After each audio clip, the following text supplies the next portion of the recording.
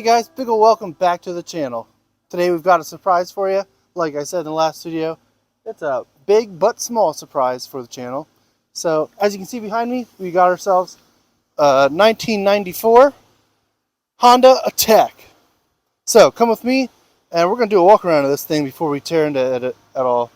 So as you saw, we got ourselves a 94 Honda ACTY, little Japanese mini truck. So like I said, we're introducing something big to the channel but small. So there's a lot of stuff that we have planned for this thing.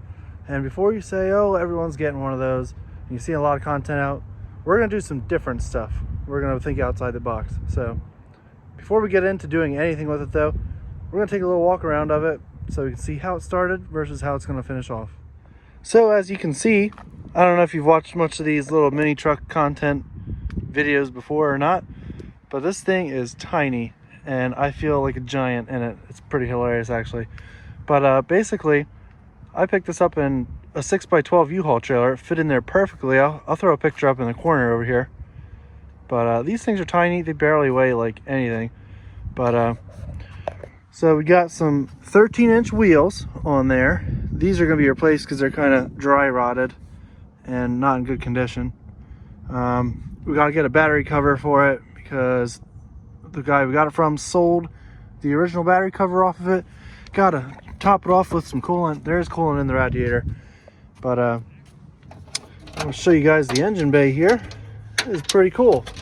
This has an engine in the back. It's a 3-cylinder. It's a bit dirty, so we'll probably clean that up in this video. It looks like it's chewing up this belt a little bit, so we'll probably replace that belt as well. But a lot of power coming out of this little 3-cylinder Honda motor. But got imported straight off the boat from Japan in December, and like I said, we've got a ton of plans for it. Some interesting stuff. But this is the inside. It is right-hand drive and it's stick shift, and it's very simple. It's just, it looks very similar to American Hondas of this time with the headlight stalk, turn signals, and the windshield wipers.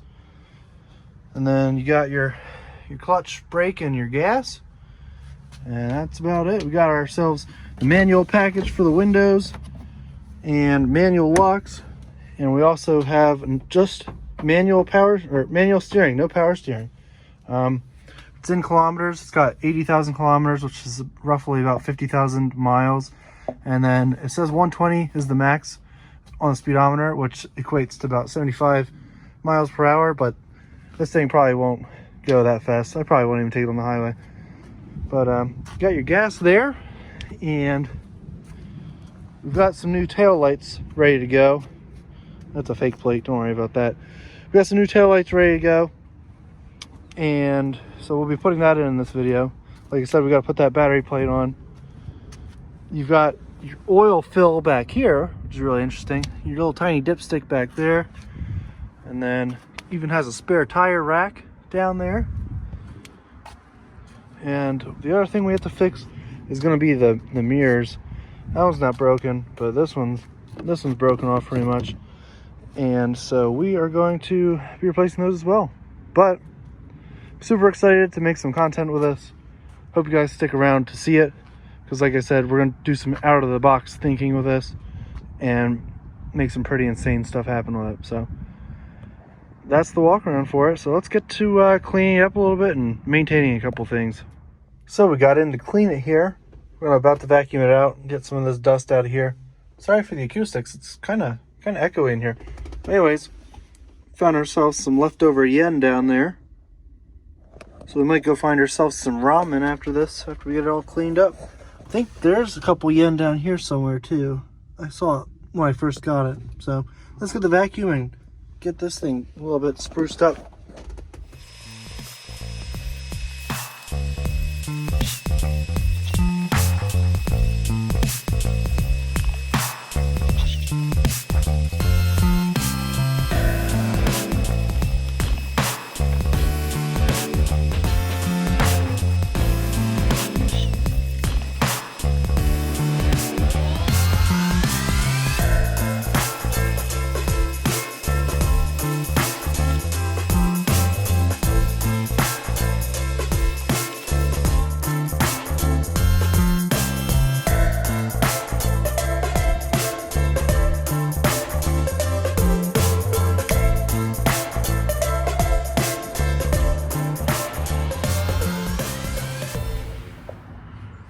Alright folks, so before we can get this thing really going and have fun with it, we got to make sure that we don't blow it up or anything stupid first. So we already checked the coolant, which oddly enough, the radiator fill is right here underneath the dashboard. So that's in good shape. We filled up this reservoir. So next we're going to do the oil. So I keep checking this thing and it's like the lowest on the dipstick that it could be, and it's like black. So we are just going to change the oil real quick. And then the last thing that we're going to really do before we can actually rip this guy around is do the timing belt and water pump, because it looks like we've got a lot of pump or a lot of belt shred going on here. So I don't want to run this thing dry of coolant. So we are going to replace that and then we can have some fun with it. So first off, let's get into the oil change. What you're going to need for this Honda Attack, you're going to need some fresh dinosaur juice. Takes between 2.5 and 3 quarts. Have an oil filter here. Allegedly, this is what will work. I'll let you know at the end of the video. You got your oil filter wrench right here, and you got a funnel, 17mm socket for the drain plug. You got some towels and some go-go juice for you. So let's get into it.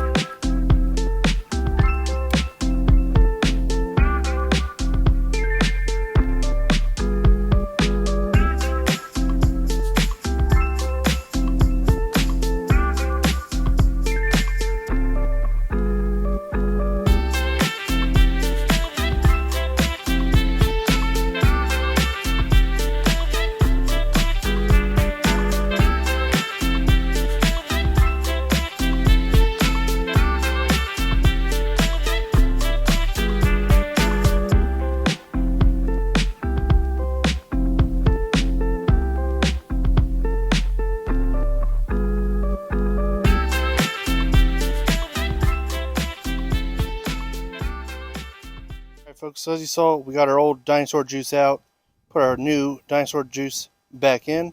We're going to wait a few minutes for it to kind of seep down in there, because where you fill it at, it's kind of like level, so I feel like it's got to take some time to get into the engine. Anyways, I'll show you where the drain plug's at. Real simple. It's right here on the bottom of the motor at the back. It's a 17mm. It's probably the easiest way to access it. And then the oil filter is on the front of the motor on the bottom. There's a little bar there, I'm assuming, so that it protects the filter. I took that off to get it off because the filter was on real tight. So if you take that off, it makes it a little bit easier. We use the hammer and screwdriver wrench to get that off. This is one there pretty tight. But like I said, we're letting the oil drain, or sorry, the oil seep in there. You fill the oil in the back here. I used 1030. Just normal motor oil. And it calls for, I've been seeing online, between 2.5 quarts to 3 quarts. So right now we got about 2.6 in. We're going to check the oil with a dipstick here and see where we're at. Alright, so we have a whole mess going on here, but no worries. I'm not going to film the whole part of this, but we are doing the water pump and timing belt. You got your water pump right here, your timing belt right here. Really, the longest part of this whole process is just getting all these covers off and wiggled out of there, as well as the motor mount, which we are getting a new motor mount. It hasn't come yet, so we're going to put that one on for the time being. But it's in the mail, it should be here by the 20th. But yeah, getting all that stuff out of the way is definitely the hardest part. So we got this top dead center, and we're about to pull the belt off and put on a new water pump, a new idler, a new belt tensioner, and button it all back together, and then we should be good. So as you guys can see, we got everything buttoned back up together. There's a lot of very thorough videos out there on the timing belt and water pump replacements on these. I'll tag one in the video in the screen here. So if you want to know how to do that, just check that guy out. He does it pretty well, and he's very thorough about it. So yeah, so that's going to conclude our video for today with this thing. Join us next week as we're going to be starting experiment number 1 with this. So Don't forget to like, comment, subscribe. Take care. We'll see you later.